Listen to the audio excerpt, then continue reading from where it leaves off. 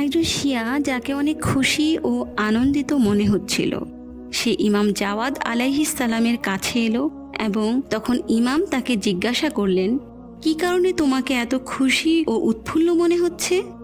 লোকটি বলল, হে আল্লাহর রাসূলের সন্তান, আমি আপনার পিতাকে বলতে শুনেছি আনন্দিত ও উৎফুল্ল হওয়ার সবচেয়ে উপযুক্ত দিন হচ্ছে সেদিন যেদিন আল্লাহ কোনো মানুষকে পুণ্যময় ও ভালো কাজ করার এবং তার দিনদার ভাইদের উপকার, সাহায্য ও সহযোগিতা করার তৌফিক দান করেন।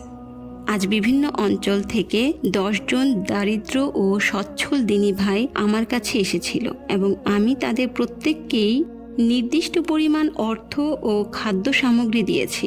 এজন্যই আমি এত খুশি।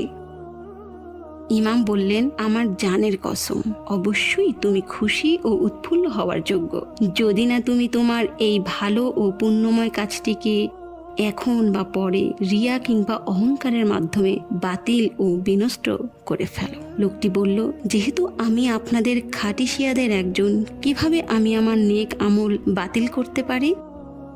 ইমাম বললেন, তুমি যে কথাটি বলেছ তাতেই তুমি তোমার ভালো কাজ তথা দানকে বাতিল করে দিয়েছ।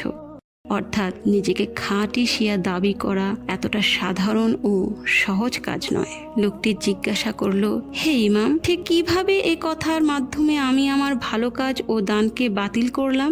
দয়া করে যদি বুঝিয়ে বলতেন। ইমাম বললেন, এই আয়াতটি পড়ো, ইয়া আইয়ুহাল্লাযীনা আমানু লা তুবতিলু সাদাকাতিকুম বিল মান্নি ওয়াল আযী। হে ঈমানদারগণ, তোমরা অনুগ্রহের কথা প্রকাশ করে এবং কারো মনে কষ্ট দিয়ে নিজেদের দান খয়রাত বরবাদ করো না। লোকটি বলল, আমি যে লোকদেরকে দান করেছি তাদেরকে তো অপবাদ দেইনি এবং তাদেরকে কষ্টও দেইনি। ইমাম বললেন, আল্লাহ বলেছেন, লা তুবতিলু সাদাকাতিকুম বিল মান্নি ওয়াল আযী। হে ঈমানদারগণ, তোমরা অনুগ্রহের কথা প্রকাশ করে এবং কারো মনে কষ্ট দিয়ে নিজেদের দান খয়রাত বরবাদ করো না। কিন্তু এটা বলেননি যে এই কষ্ট কেবল দান গ্রহীতাদের সঙ্গে সম্পৃক্ত, বরং তা দান গ্রহীতা কিংবা অন্য যে কারো সঙ্গেই সম্পৃক্ত। আচ্ছা, তোমার মতে ওই দান গ্রহীতাদের মনে কষ্ট দেয়া কি ফেরেশতাগণ যারা তোমার আমল আল্লাহর কাছে পৌঁছে দেয় তাদের কিংবা আমাদের মনে কষ্ট দেওয়ার চেয়েও অধিক গুরুতর ও স্পর্শকাতর? লোকটি জবাবে বলল, ফেরেশতাদের এবং আপনাদের মনে কষ্ট দেয়া অধিক গুরুতর ও স্পর্শকাতর, এর গুনাহ বেশি। অতঃপর ইমাম বললেন, তুমি এখানে যে আচরণ করেছ ও কথা বলেছ, এতে তুমি ফেরেশতাদের এবং আমাকে কষ্ট দিয়েছ।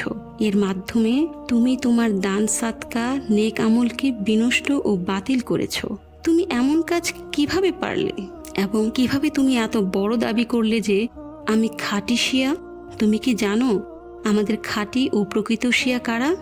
লোকটি নিচু কণ্ঠে জবাব দিলেন, জানি না। অতঃপর বললেন, আমাদের খাঁটি শিয়া হলো হেজবিল, ফেরাউনের পরিবারেও যিনি মুমিন ছিলেন, ইয়াসের মালিক হাবিব নাজ্জার, সালমান ফার্সি, আবুজার, মিকদাদ এবং আম্মার ইয়াসের। তুমি কি তাদের অন্তর্ভুক্ত? তুমি কি তাদের নেয়? তুমি তোমার এই দাবি, আমি আপনাদের খাঁটি শিয়াদের একজন, এই বলে আমাকে ও ফেরেশতাদের কষ্ট দিয়েছ। লোকটি তার অপরাধ বুঝতে পারল এবং ক্ষমা প্রার্থনা ও তওবা করল। বিনয়ের সঙ্গে জিজ্ঞাসা করল, আমি যদি না বলি যে আমি আপনাদের খাঁটি শিয়া, তাহলে আমি কি বলবো হে ইমাম? ইমাম বলেছেন, বলো, আমি আপনাদের বন্ধু ও শুভাকাঙ্ক্ষীদের একজন। আমি আপনাদের বন্ধুদের ভালোবাসি এবং আপনাদের শত্রুদের ঘৃণা করি।